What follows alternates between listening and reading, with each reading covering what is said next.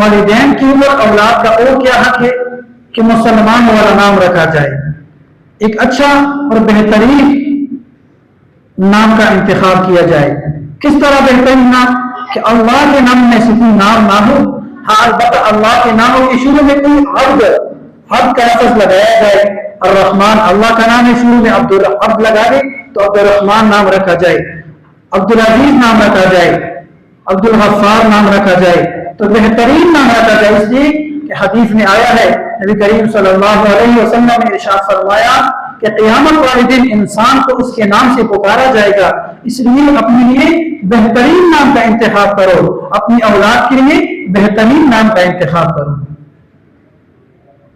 حضرت عمر رضی اللہ تعالیٰ عنہ کے پاس ایک بندہ شکایت لے کر آیا. شکایت کیا آ گئی کہ میرا بیٹا نافرمان ہے، میری اتباع نہیں کر رہا، میری بات نہیں مانتا ہے. حضرت عمر رضی اللہ تعالی عنہ نے جلیل القدر صحابی ہے، حضرت عمر رضی اللہ عنہ نے اس بندے کے بیٹے کو بلوایا اور پوچھا، سرزنش کی، ڈانٹ ڈپٹ کیا، اس کی بے عزتی کی. حضرت عمر رضی اللہ عنہ نے فرمایا کہ کیوں بات نہیں مان رہا؟ اس بچے نے کہا، بیٹے نے کہا کہ اے عمر بن خطاب، اے عمر رضی اللہ تعالیٰ عنہ، یا امیر المؤمنین، آیا اولاد کا والدین کے اوپر بھی کوئی حق ہے؟ حضرت عمر رضی اللہ عنہ نے فرمایا ہاں ضرور ہے، کیوں نہیں ہے؟ اولاد کا والدین کے اوپر حق ہے. اس بچے نے کہا کیا حق ہے اے امیر المؤمنین، مجھے بتا دیجئے، فرما دیجئے. حضرت عمر رضی اللہ عنہ نے فرمایا کہ سب سے پہلا حق والدین کے اوپر اولاد کا حق یہ ہے کہ اس کے لیے بہترین حسب نسب و ماں کا انتخاب کیا جائے، اور جب وہ پیدا ہو جائے اس کے لیے ایک اچھے نام کا انتخاب کیا جائے، اور جب وہ بڑا ہو جائے تو اس کو قرآن مجید کی تعلیم سکھلا دی جائے، قرآن مجید کی تعلیم سکھا دے. یہ اولاد کے اوپر، یہ اولاد کا حق ہے کس کے اوپر؟ والدین کے اوپر. اس لڑکے نے کہا اے امیر المؤمنین، ان تین باتوں میں سے میرے باپ نے کسی بات کا بھی لحاظ نہیں رکھا، اس لیے کہ میری ماں ایک حبشی مجوسی کی باندھی ہے، ایک حبشی خاتون ہے اور مجوسی کی باندھی ہے. تو جو آپ نے پہلی بات فرمائی کہ بیوی میں سے نیک صورت بیوی کا انتخاب کیا جائے، وہ بات تو نہیں پائی گئی. دوسری بات یہ ہے کہ آپ نے فرمایا کہ بہترین نام کا انتخاب کیا جائے. اس لیے میرا نام جوہل رکھا ہے، اور جوہل میری مقبولی کا نام ہے، جوہل. تو میرا نام اس لیے کیڑے کا نام رکھا ہے. تو تیسری بات یہ ہے کہ اس میں قرآن کی آیت میں سے کوئی ایک آیت بھی مجھے نہیں سکھلائی. تو حضرت عمر بن خطاب رضی اللہ عنہ نے فرمایا کہ اے بندے، تو میرے پاس اپنے بیٹے کی شکایت لے کر آیا ہے کہ تیرا بیٹا نافرمان ہے، حالانکہ تو اس سے بڑا ظالم ہے، تو نے اپنے بیٹے کے ساتھ زیادتی کی ہے، ظلم کیا ہے، برا سلوک کیا ہے. اس سے پہلے کہ تیرا بیٹا تیرے ساتھ انصافی کرے، برا سلوک کرے، اولاد کا والدین کی اوپر حق یہ ہے کہ سب سے پہلے اس کا اچھا نام کا انتخاب کیا جائے. اس لیے قیامت والے دن نبی کریم صلی اللہ علیہ وسلم نے فرمایا کہ بندوں کو اس کے نام سے پکارا جائے گا، بندوں کو اس کے نام سے پکارا جائے گا. اس لیے اپنے لیے بہترین نام کا انتخاب کرو، اور ناموں میں بھی ایسا نام رکھنا چاہیے کہ جس کے ساتھ نیک سال یا بد سال کا شبور نہ ہو.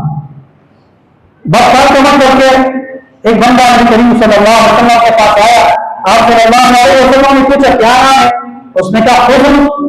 حزن کا معنی ہے غمگین. نبی کریم صلی اللہ علیہ وسلم نے فرمایا حزن نہیں، آپ کا نام سہل ہے، آسانی ہے.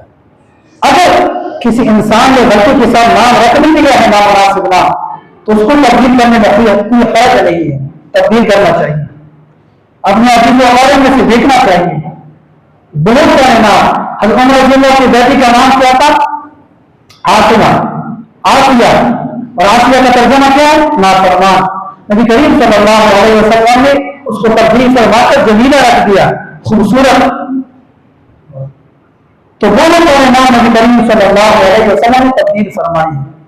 شیطان نام رکھا، اس کو تبدیل فرمایا. تو جہاں پر بھی آپ کو لگے کہ یہ نام شریعت کے خلاف ہے، نامناسب ہے، نام کا بہت بڑا اثر ہوتا ہے. ابو لہب، لہب کس کو کہتے ہیں؟ شعلے کا باپ. تو نام کا اثر ہوتا ہے، جہنم گیا کہ نہیں گیا؟ اس لیے اپنے عزیز و اقارب میں سے، اپنے اولاد میں سے، بہن بھائیوں میں سے جن کے نام شریعت کے مطابق نہیں ہے، جن کے ناموں کا مطلب صحیح نہیں ہے، ان کا نام تبدیل کرنا چاہیے۔